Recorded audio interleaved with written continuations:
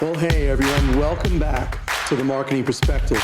You know now the drill. This is a show where we talk with topic driven. We talk about things that are relevant that we hope to you as a business owner or a business person in the industry.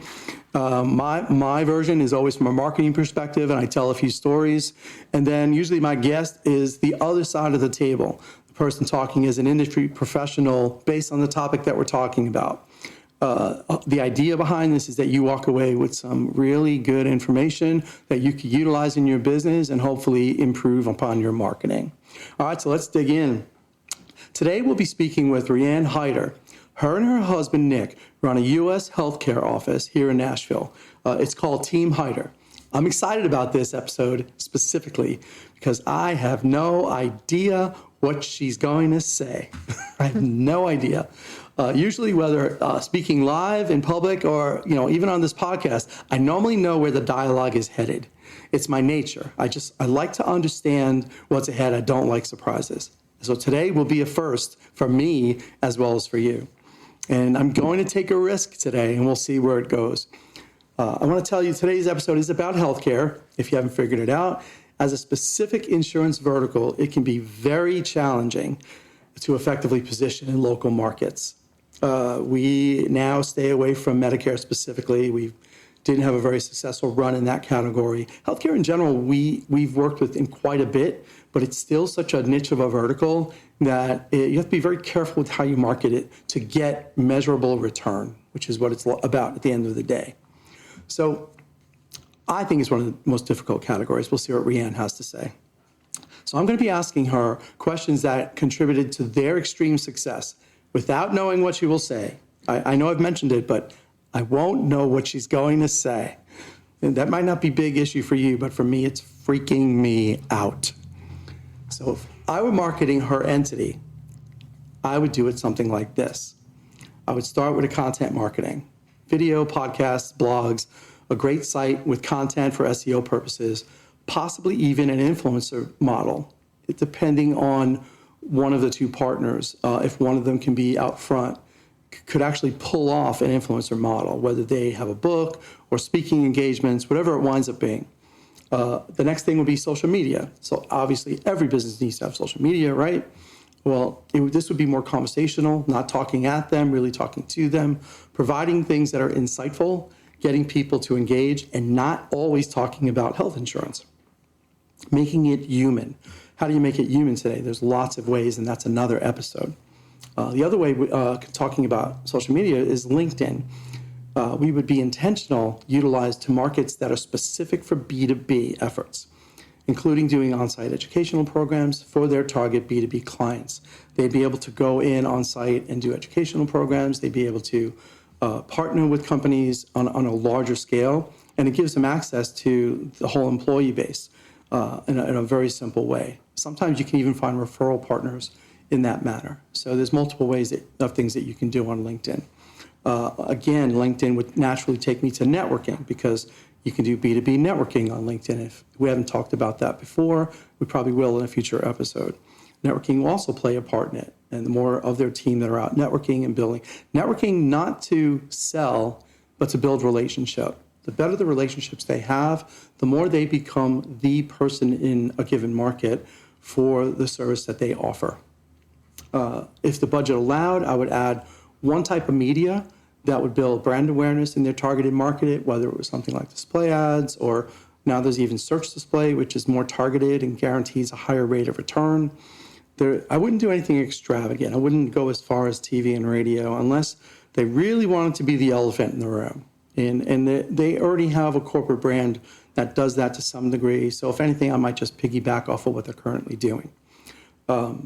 I would tie in some experiential marketing, such as community involvement, assisting nonprofits that they're passionate about. Also is a great thing to, only if their team believes in the cause. Like disingenuous nonprofit partnering isn't really something I recommend because it doesn't come across well to the public anymore.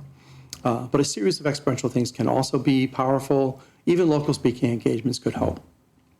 Finally, I would make word of mouth marketing number one. which is something I do believe they're doing fairly well. And assuming that they have great customer service, which I believe they do, and they serve their clients well, which they do, because I know this company, this is a way that is probably the number one way to grow a business, any business. If somebody tells you advertising is number one, they are lying. It shouldn't be number one. It should always be word of mouth. But the only way to have good, successful word of mouth is to also provide good customer service and be genuine to your clients. People that are not that anymore, I would say ever since the last recession back in '07, is probably not as successful as they'd like to be, because consumers are much more demanding than they ever were. And we're not going back. People dig deeper. They want the truth. They want to understand who they're working with. They have high expectations. As long as you do what you say and say what you do, you'll do great. This company that we're speaking with today, I believe, does all of these things, which is a part of their success. But now this is my assumption and my conclusion, and it's going to be interesting to hear what Rhiannon has to say. I'm kind of excited about this. So when we speak with Rhiannon, I'm going to ask some questions to discover what they do to achieve their marketing success. And we will learn together what's working and what isn't. So let's dive in. So my guest today is Rhiannon Hyder. Her and her husband, Nick, own and operate a U.S. healthcare location here in Nashville. They call it Team Hyder and are quite successful, I might add. Rhiannon, welcome to the Marketing Perspective. Thank you for having me, James. Oh, this has been a work in progress, right? To be in the same room at the same time, but we're finally here. To say the least. But we're here. So I've just been talking about you guys in a fond way and laid some groundwork out. I want you to start with, tell us how Team Hyder came about, please. So in 2013, my husband and I owned a bunch of bars and realized that we had a child and we needed to get out of the nightlife. And he started seeking out opportunities and came across a U.S. Health Group, and they offered him a position as a 1099 contractor. 2 years into it, he got super busy and asked me to leave my fun salon job where I was the brand advocate for and come work with him and do health insurance. And in 16 is when we decided, hey, it's time to start a team. Let's just call it Team Hyder. That is our last name. That's who we're representing and want to leave a legacy for. So that's where we got it. That's awesome. What do you contribute your success to? Because from the people that I've spoken to about Team Hyder, you guys are doing fabulous. It would be 100% our relationship with our clients, our relationships with our network, and the relationships that we never burnt bridges through our entire life of living in the same town that we also seek, people to use our services. So how big of a footprint do you serve? We actually can sell in 33 states. Wow. I would say 90% of our clients live within 25 miles of where our office is located. Sure. So it's fairly concentrated. Health insurances increase every single year, sometimes as high as over 30%. How are you managing your clients' expectations? Because that is, I'm sure every year come fourth quarter, you have that little thing in your stomach and go, here we go again. I think giving them those expectations at the first time I speak to them and letting them know that, look, this isn't something that's ever going to go down. It might possibly stay the same depending on your situation and where you're insured. It's just always going to go up. And there's some places it goes up 30%, some it goes up 4 to 10. It just depends on where you fit into the insurance. So if you're listening, full disclosure, Rhiannon and I are in a networking group together, so I get to hear her speak often. So I know a little bit. I know nuggets about what they do and how they do it. So that's how I'm coming to some of my conclusions and the questions that I'm asking. So if there's things that, and maybe I come to my own assumptions. So if you have questions after the show's over, you'll have Rhiannon's contact information. And if, by the way, if you need health insurance, not to be shameless, but let me be shameless so she doesn't have to, I would highly recommend a conversation with them. From what I hear, they do save their clients money in general. They do deal with really difficult situations, which I'm going to ask you about in a couple of minutes. They're able to navigate the waters, and they do amazing things with the clients that they serve. Is that enough bragging? I like it. Thank you. Awesome. You're welcome. You can pay me later. That's right. I see we represent other types of insurance company. Our marketing firm represents other types of insurance companies, and we know that managing expectations of clients can be a challenge. We know that rates always go up across the board. I mean, health is very difficult to navigate. There's a lot of laws on a national level. When it comes to other types of insurance like P&C and stuff, it gets to be simpler. But I tell each branch that it's not selling a product, because you have various products that you're putting in front of your clients. It's the service. That the client doesn't care about a product. They're not shopping product. They're shopping, they want a result. They want to solve a problem. And I'm assuming it seems that your customer service is what is at the forefront in your business model. And tell me if I'm wrong. No, 100%. Okay. If you're not serving that customer, you're not really solving their problem. Right.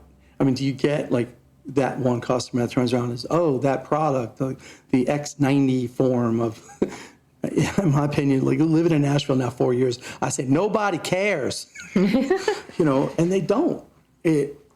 Lawyers go through the same thing. Nobody cares about how you do what you're doing. I wish they did, because in my world, I want them to know how we do it. They don't care. They want the result. Solve my problem. And that's how I look at you guys. You are solving problems for people that sometimes have difficult situations. So speaking of that, are you willing to share, no names, please, a couple of stories? Sure. Okay, great. Sure. We've had most of the products that we have access to. Well, first I'll say we're advisors first, and then we sell the product, right? We're helping them solve that problem. Now, where do we solve that problem? Is it something I can write, or is it something I'm going to refer to one of my networking partners? Now, some of our clients, when they come to us, they're healthy. They have plans that are way cheaper because they are healthy, right? And there is medically underwriting involved in that. I've had a client, it was the same year actually, within a month. She was a 14-year-old local girl that was diagnosed with leukemia, and they had a particular plan to where it paid a daily benefit while she was in the hospital. There was just all these working parts, not to get into like the nitty gritty and how it works, but they got, because I did my part and recommended certain products in addition to their health plan, the supplemental products, they got a check in the mail for $24,000 that helped cover her deductible, the premiums for the next year, the deductible for the next year, wow. the money that was lost because the mother and father didn't work. So those kind of things, I mean, I have chills just talking about it because she's local. I went to her house to tell them this news. I took her daughter fruit because that's what she wanted, and fuzzy socks because that's what was helping her through her chemo. And till this day, those people still refer me people over and over. Like, they become my friends. And we had another client that was in his 40s and thought he had a knee pain. And again, I put a really good supplemental product to help him if something happened, and it did. And he got like a $40,000 check in the mail to cover his expenses. And, it's those kind of things. Like, if I could have done that, it just based on value, based on price and not the value. And sometimes your clients may not need to know all of that, but they need to know the final result, and they trust you, so they stay with it. And that's kind of how that all comes together. That's truly coming alongside your customers. Mm-hmm. That's what that really means. That's what customer service comes through. We represent some clients that their service is exemplary, and it's their number one advantage. And they keep saying, well, how else do we market ourselves? I said, you're doing it. I said, we just have to fan the flame once in a while on those testimonials that they get. And you can tell the good clients from the bad ones because it's their reviews and their testimonials. We love that. And we do it when we can. I can't bring fuzzy socks. I mean, I guess I could. Yeah. Do you have is there another story you want? It's okay, James. No, in a safe environment. Those are probably two. I mean, of course, there's also accidental supplements that with some agencies, with some things, people aren't going to offer you that because they're there to make a dollar, not to make a client that's going to stay with you for however long. There's just lots of people that had accident coverage built into some of their plans, and didn't know what they didn't know. And it's like, what do you mean I get money back to cover my deductible? Like, yes, remember we talked about this, but I told you, here's how it's going to work. And so doing that, people just, that's what makes the stories great, right? I help them protect all the things they work for every day while giving them a product. They may not like how much they have to pay for it a month. Nobody really likes that. But at the end of the day, the value was there. And I'm also there with them to help them get it all sorted out. So, a question I don't know the answer to is when you mentioned some of the supplemental products, is that through U.S. Healthcare or Yes. sometime? Oh, it is? Okay. So that's funny because I didn't know that. Yeah. And everybody, when you think supplemental, you think about the duck. When we talk about that brand. Yeah. Right. So that is also something that U.S. Healthcare does. yes. And to the same magnitude. And because it sounded, when you were first saying they got a check and they're getting money back every day, I said, well, that's supplemental. Like, I know what the things are, but I didn't know that U.S. Healthcare did that. Yes. Yes. Wow. Supplemental is a big part. We'll get into that later. I'm sure you'll ask more questions, but yeah, it's a big part of what we do. The products are all patented together as one, so the client knows it as one. There's one premium, one product. I know it as all of it. And here is, if you have an accident, here's what's going to happen. If you have a critical illness, here's what's going to happen. If you're in the ER, I give them those expectations so that when it does happen, oh yeah, I got to call Rhiannon and tell her about my accident, right? So Right. Okay, so for listeners, so we started the show talking about, here I kind of forecast what I thought this company should do from a marketing perspective. And I laid out a basic plan. The variable now that got added into this, now that we're having our little discovery meeting, is the supplemental products are part of what they do. So that becomes what we call a vertical. So there's the brand at 1,000 feet, right? When you're building a brand, everybody knows that. And then we talk about them, Team Hyder specifically, which becomes a vertical under the brand of U.S. Healthcare. And then we talk about the things that they do. And I went right to health insurance and then the services that belong to that. And in my head, and I did it pretty quickly, so it wasn't like I spent weeks and weeks on this, but I did not include supplemental in my planning. The plan that I put ahead would still work effectively. You can't speak into it without separating the two. Health insurance and supplemental insurance is different, and it has different goals and different purposes.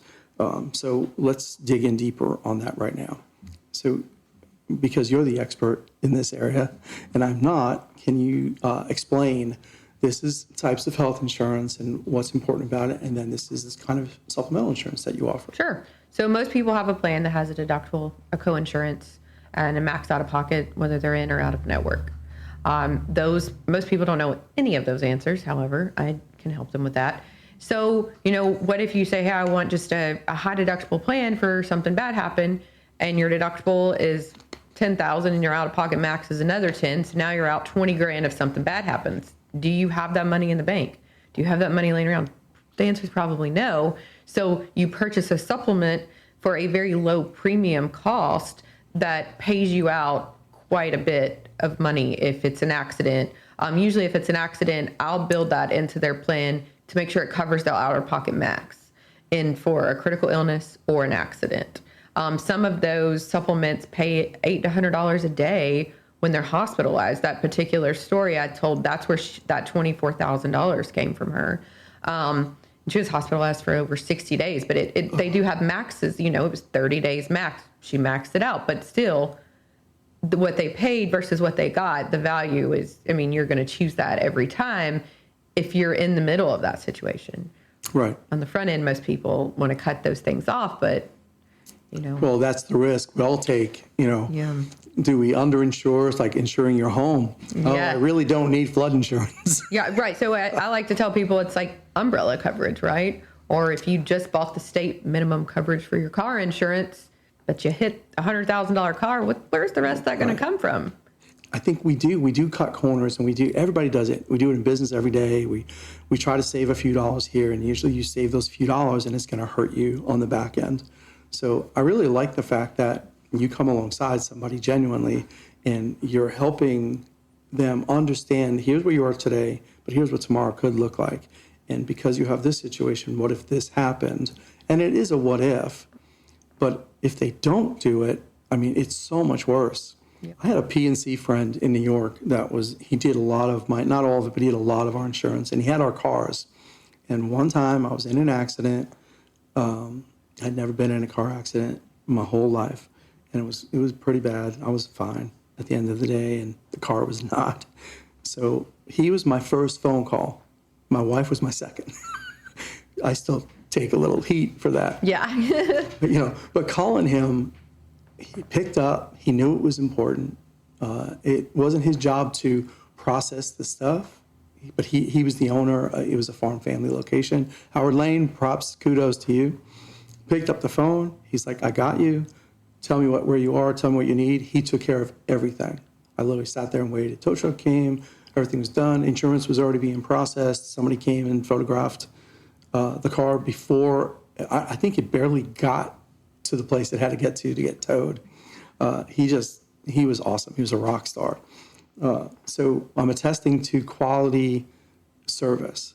And what you're saying sounds very similar, that because you're human, you're acting accordingly, you're authentic with your clients, the service sounds exemplary. So I'm getting the same impression that you do exactly the same thing.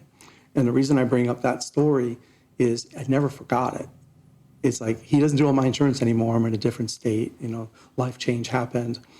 But I still brag about him. And that was a very positive experience. I don't always get that. I don't brag about people easily, So I would imagine your clients are bragging about you. And that's probably the number one way you grow business. Am I correct? Absolutely. It's word of mouth. Organically. Mm-hmm. Awesome.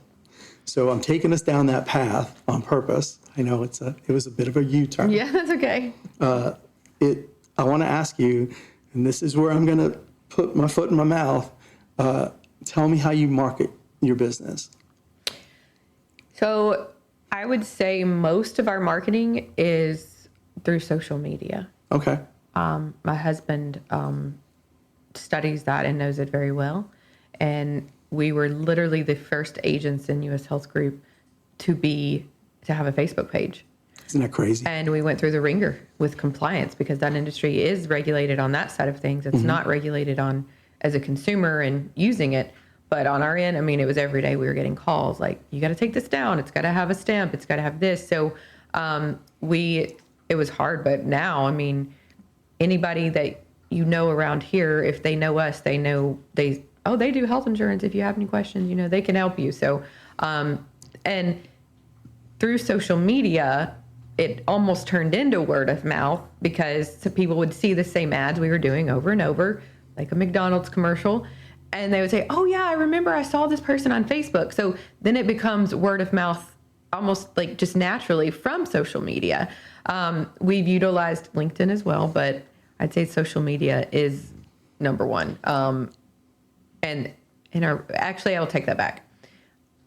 Our relationships over the last 20 years of our lives of not burning bridges would be number one because most of those people on social media are our friends and we've known them for a long time. And they don't just trust you overnight, right? It's a graduated thing based on your success too. So that is a rarity usually because you already had a big foundation and a database of people that you were connected to when you started this, which is a big plus. Absolutely. Which is great. And you were able to capitalize using it. So when you talk about paid social as well as organic or just? It was all organic. Organic. That's for the awesome. Beginning. For the first, we did not get into much paid social at all. It was all organic. So for listeners, part of what she said is like, well, they heard about us. You don't hear about somebody on social, but they heard about you. What they're saying is they know the brand name and they know who they are.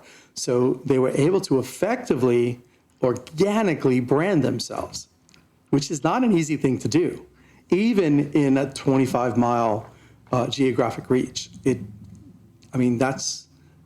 downtown Nashville, it's about an hour and a half of driving. Depending on what time of day. That's right. Somebody said, oh, it's only 5 miles away. Oh, that's great. So for me, coming from where I came from, it's 5 minutes.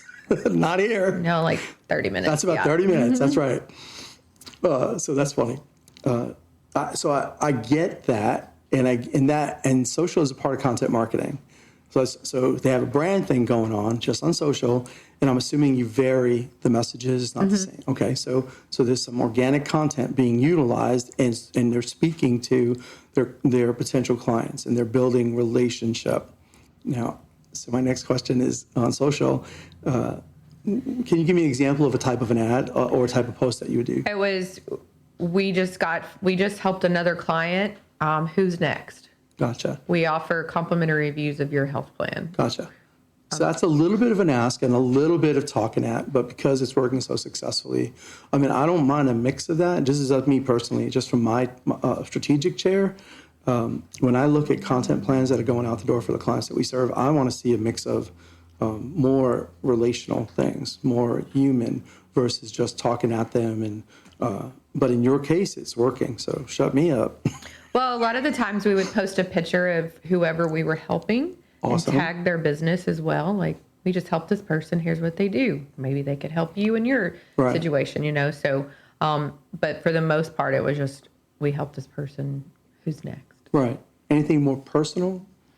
Not a whole lot, because again, like, You have to be careful. Because for the longest time, you really couldn't even say the word insurance because Right. you couldn't do it. You had to say health coverage. And so if I say that, that's why. It's because I'm trained to not say that word. Right. Well, we get that. I'm doing it. So was there anything else that you did? It was a lot of networking, going and meeting and talking to people. It was shaking hands and going out at night and literally going through my phone and texting every person I know, letting them know what I'm up to now. Not to see if they needed help, but hey, I just want to let you know this is what I'm doing. If you come across anybody that needs help, let me know. Right. That's awesome. Yeah, everybody knows roughly 200 people, right? So you don't want them. Maybe you do, but you want their whole database. Yeah, absolutely. Heck yeah, you do. Anything else? That was really it. I mean, it just, I know we're an anomaly. Like, it's crazy, but it was just that every day for hours and hours and hours, like all day, every day for 7 days a week. Whether I'm literally, one time I was at my kickboxing class downtown at Hot Box Nashville. I'm in the shower and someone said, "Hey, are you Rhiannon?" "Yes." "Well, I don't want to bother you, but don't you do health insurance? Could you help me?" And I was like, "Yeah, sure. There's a card at the front desk. They'll give it to you. I'll be glad to help you."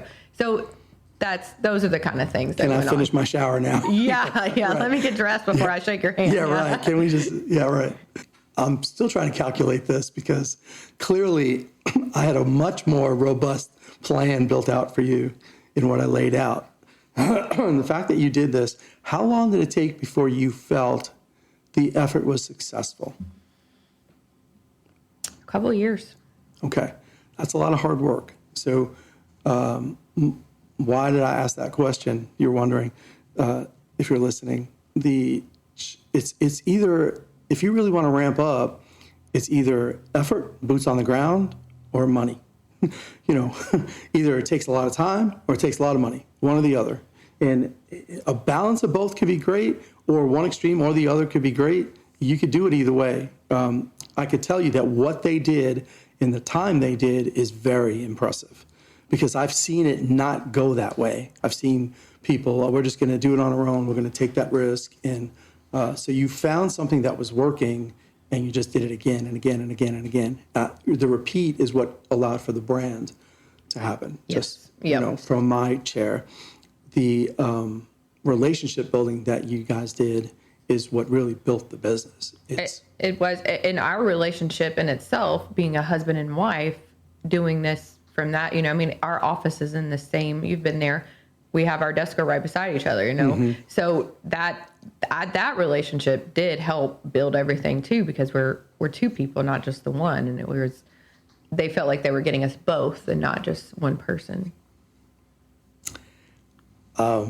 So it's a little egg on my face, right? Because I gave them a really robust plan. And you could, not to say it wouldn't work doing it the other way, but it worked this way. And that's really impressive. So if you're listening, you don't always have to do all the things that marketers tell you to do. You don't. If if you're willing to put the boots on the ground and do but this was, I mean, she's talking 7 days a week, although you did have time to kickbox. So I had to do that every now and then to kickbox, to take out the frustrations of the industry or whatever was going on in that day. And be parents. And still help with other nonprofits that we have. Like there's always something, but we didn't have the money at the time. So we had to figure out how it worked. And you also had kids that played sports? Yes, we have a 13-year-old and I have a 1.5-year-old daughter, so 13-year-old son. So the minivan thing is going around, right? And we had a team, too, of agents as well. Out of the gate? In 16, we started our team. Okay. So from 16, it's kind of when we really got started and branded as Team Hyder. It was Hyder and Hyder before that. But then when we had the team, that's when we really took off because the content we were creating with our team and they were winning, it was like a snowball effect throughout social media.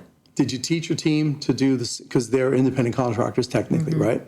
So did you teach them to do the same model and repeat what you were doing? Yes, they had several tools in their tool belt. At the time, we were never given those because it didn't exist. But now the internet leads and virtual selling and all across the state. So yes, we would teach them, hey, you need to do this for the volume to get good at it. But remember, that's not the only tool. Like social media and networking, all the phone book that's in your hand and your phone. So absolutely, we teach them that model as well. Speak more about if you can, about the leads aspect of what they're doing now. So people are so desperate for help with insurance and just don't understand what they don't know and don't know that there's trusted people that can help them, that they go online and ask for help. And that's what some of our agents use. A lot of the agents, there's Medicare leads, there's leads for everything, right? Because people go online to help. And we also realize people go online, but then there's also people that go to Facebook that look for help. So you find where those people are at. That's right. But yeah, the leads, I mean, I can't even imagine how many people go online every day to look for help for their health insurance. That's crazy. So before I moved here, I didn't have to deal with any kind of HOAs or anything, but living here, I'm in an HOA now. Not a fan, just for the record, in case you're wondering. I don't like HOAs. I can't wait till my kids are out of school and I don't have to be in the district and I'm going back to having some property and not hearing all this stuff that goes on in the politics. But I bring up HOAs because that's another tool that some people can use effectively. I mean, you're hitting 600 or 700 homes in one shot if you're allowed to speak into their Facebook page. I call it the parking lot mafia page. Yes. Yes. And there's lots of, each one is different. Legalities are different and what they allow and don't allow. Ideally, you want to have a couple of fans inside a group that speaks organically about your business. It's a much more stronger tactic than if you try to get in there and just sell because it won't go well. They want to know you're part of them. But that's another, again, it's reaching a concentration of people without spending a lot of money, getting an organic content message out there that can bring in business. It just depends on how you position it. I'm shocked that that's how you did this. I am. I thought there was going to be more to it. I think you're doing video now. Yes, my husband does most of the video. So throw a dog a bone here because I did say video. And you have a podcast. I knew that. So I kind of took advantage of that one. But back then, when you were starting, you didn't have any of that stuff. Right, and video wasn't that popular. I don't even know if the platform supported video back in 16 through 18 the way that they do now. Not the way they do now, no. Yeah. And it was clunky back then, if you did it. So it's interesting how you've evolved. I mean, if you were starting up today, if you were thinking about doing this industry in a different market, these things that we're talking about and the stuff that I mentioned, you could utilize and it would work. You just have to have the tenacity of what Rhiannon and her husband has done because it's quite impressive. Knowing the little bit I know, I just know that they're rolling in it and are very successful at what they do. And it was an organic way that you got there. So very cool. Is there anything on the marketing aspect of this that you want to add to that? I totally believe that on the back end, I was naturally, I was marketing in ways I didn't even know I was, right? Until I started learning more about what it really meant to market. And I mean, again, all of that, as you know, and I've said, my husband was the genius behind most of that. He says, I'm the pretty face and people like me more because they just do. So he said he didn't really take off until I came along. So. Remember that. Get that in writing and triplicate. Right? That's right. That's right. The content that you use, did you also start a website back in 2016? Oh, yeah, we started a website immediately. Were you using blogs? Were you doing things with the content on the site or no? Not a whole lot. Okay. And most of that was just, again, we didn't have the time nor the money to really put into it. So it was done at a very, not the percentage it could have been done for sure. We could have grown way faster, much quicker if we would have had some of those things in place, no doubt. And now, I mean, you have to have that or you can't compete in those outside markets. Correct. You can't. Today, absolutely. Yeah. So I feel better. Yeah, absolutely. Like the market today and the market when we started, it's, people would always say, well, that doesn't work. That doesn't work. That takes too long. Okay, well, how much time does it take? And back then it took longer. Now, who knows, because of how quickly you can get viral or get people to follow you and to share your content. There's so many more opportunities in that side of it today. What's really interesting is when you think about it, you're talking 2016 versus today, 2022. That's only 6 years. I know, but it feels like 20. I don't know why. You put a lot of work into this. Yeah. I can imagine. I just, from a technology standpoint, that's only 6 years ago. So imagine what 5 years from now will be. Like technology is changing so fast.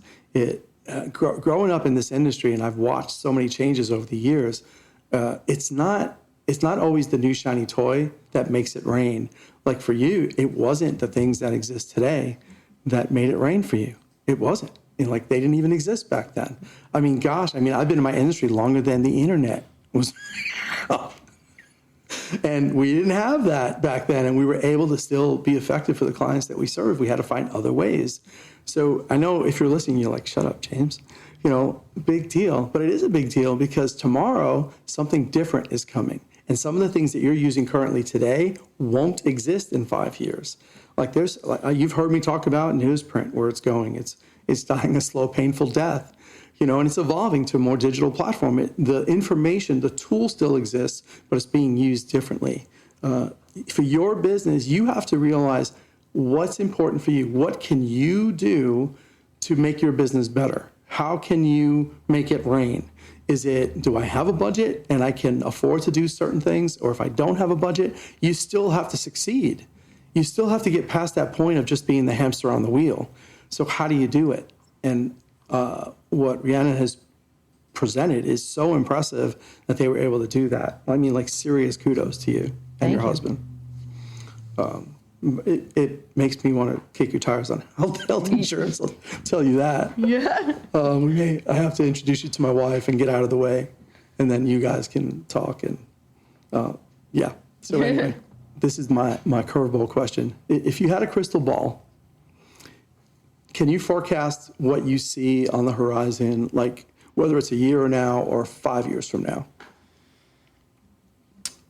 I would say no matter who's in office, what takes place, the situation we're in with public health insurance and healthcare.gov, that took over 8 years to put together. So in 5 years, I would think we would be moving towards some kind of Medicare based where there's a plan for everybody and then you supplement it out. My husband and I have had this conversation several times, and we feel that would be the direction that would end up, everybody would agree to disagree on at the end of the day. That's where I think. In the years to next year, the year before that, who knows? Things just take so long because it's state, federal, national level to get approved. It's years in the making, but I my advice to anybody, like, shop it every single year until you know something different. And I tell my clients, if something new is coming out, I promise you'll be the first to know from my mouth, right? So I'm just, until then, shop it every year. But it's hard to have that crystal ball and something that's regulated by the government for the most part. So with that said, I think that my marketing 2 cents here, I would highly recommend you guys do some, like, write up a white paper or something extensive on this topic. It doesn't exist yet, and, like, get it in writing and put it out there. And so here's where we could see this thing going, and what do you think? And, like, almost get other people's input, and then even talk to, like, government officials locally and just say, what could this do? And just to be at the forefront, just to be the person that is out ahead of what everybody's talking about. It makes you a influencer, it makes you a thought leader in your industry. My 2 cents. I wanted to give you that gift with purchase today. I like it. But you said something before where you want to tell, if something new is coming out, you want to tell every single person. So you clearly, I don't know the quantity of your clients, but I'm pretty sure it's a big database. Do you have, like, a team of CSRs, that customer service reps, that's all they do? I know we have a CRM. Gotcha. Wow. Okay. So it's not like you're not calling every single person. Correct. But they're all getting the information. They're all being apprised of where things are going.